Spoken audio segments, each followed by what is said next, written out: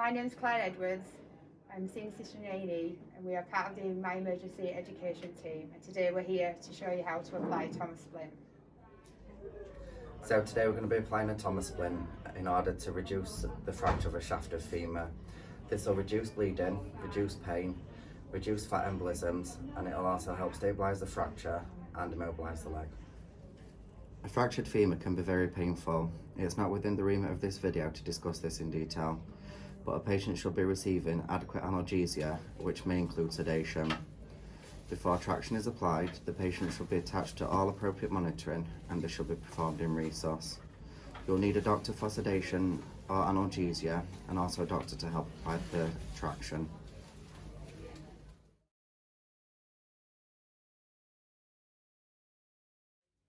So the equipment you need to apply a Thomas splint is a hoop pad, a Thomas splint frame, some Ganji, a sling set, skin traction, and then you need 4 elasticated crepe bandage, the hoop itself which needs to be measured properly, and a tape measure, some scissors, you need 2 tongue depressors and some elastoplast, but you also need to make sure the patient's not allergic to that.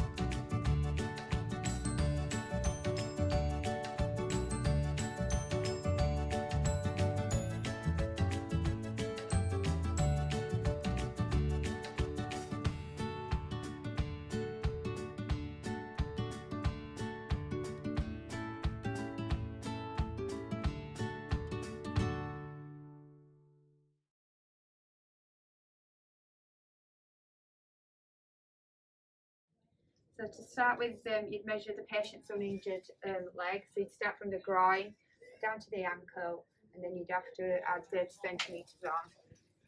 You'd then measure this onto the frame itself, and that measure's perfect for Charlotte.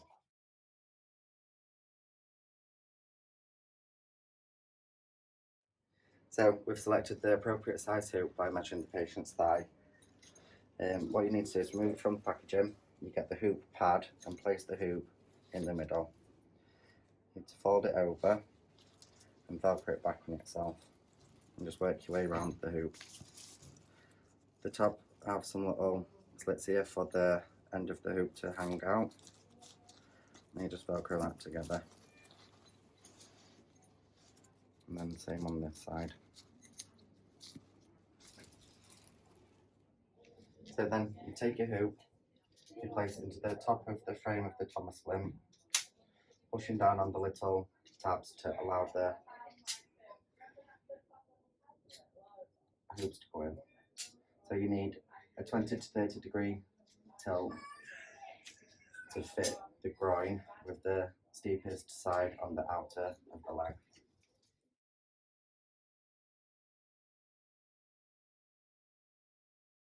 So the next step will be to apply the sling set to the frame, ensure that you cover the prominent parts. When applying these, you need to have a little bit of a give in it.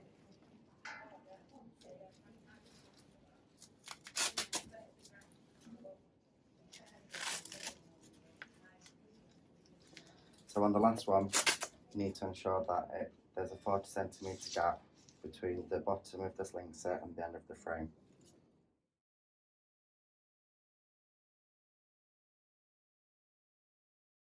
Measure it out to the length of the sling set, and ensuring it's 3 to 4 layers. We just need to add some further support to the knee. So we just put that on, fold it over a little bit, and then we'd cut it.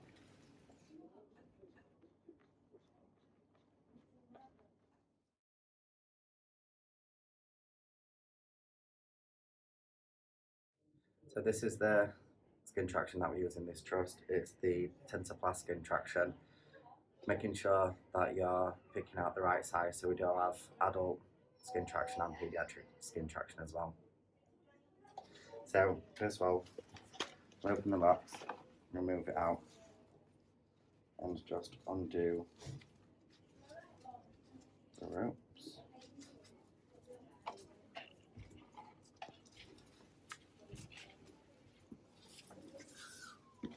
Making sure these start at the bottom of the foot.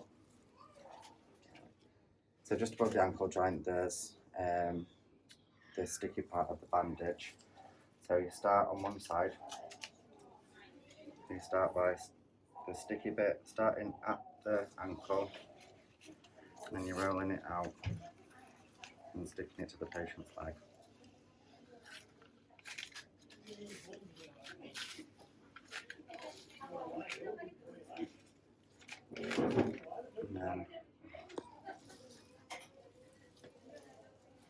And then cut it off appropriately.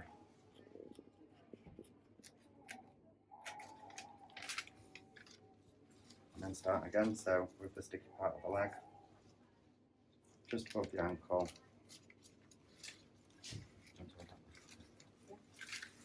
And then sticking it again to the patient's leg.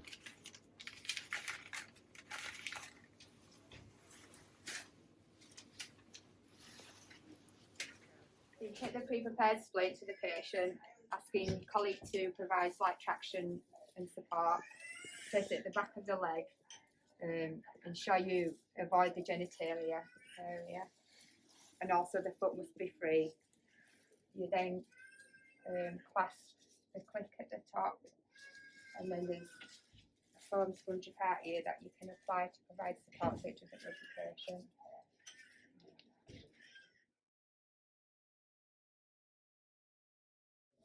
So the next stage is to start getting a little bit of traction on the strings. You place one under the bar and bring it back through, and then one over the bar and bring it back through again, making sure you've got some tension on it. You then tie a knot in the middle, whilst again keeping traction. You then bring the strings down to the bottom of the splint, pass it back through to loop back over and down again. At this point, we're going to tie the traction at the bottom of the splint.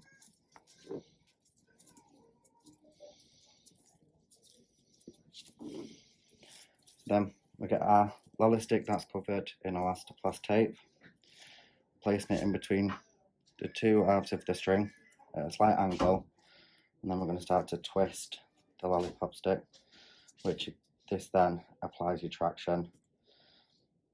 Once you get to your preferred traction, you lock the lollipop stick over to lock it in place.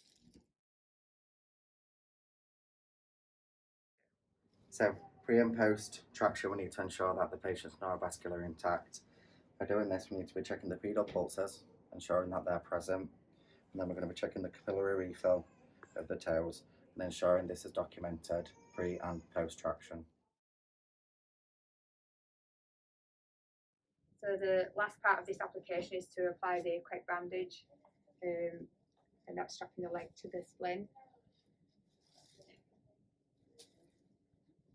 Down.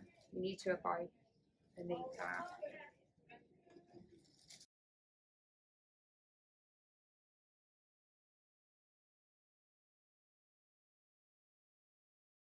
When you get to the end, you just need to cut the bandage.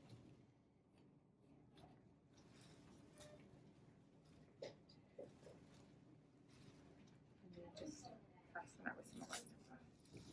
So lastly, we're placing a pillow underneath to elevate the leg and relieve any pressure off the heel.